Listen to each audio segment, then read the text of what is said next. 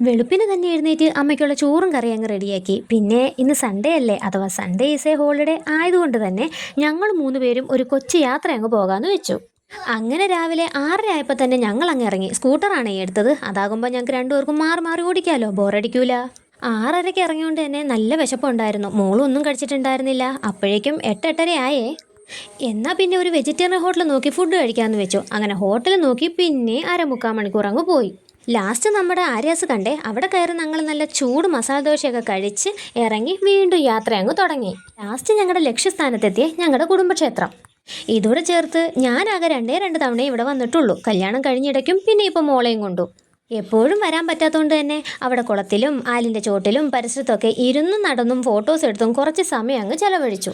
നമ്മുടെ പ്രവൃത്തിയാണ് ഈശ്വരൻ എന്ന് വിശ്വസിക്കുന്ന ഒരാളാണ് ഞാൻ. എന്നിരുന്നാലും യാത്ര ചെയ്യാൻ കിട്ടുന്ന ഒരവസരവും ഞാൻ പാഴാക്കൂല. വീഡിയോ ഇഷ്ടമായാൽ ലൈക്ക് ചെയ്യാനും കമൻറ്റ് ചെയ്യാനും സബ്സ്ക്രൈബ് ചെയ്യാനും മറക്കല്ലോ കേട്ടോ. അപ്പോൾ അത്രയേ ഉള്ളൂ. ബൈ.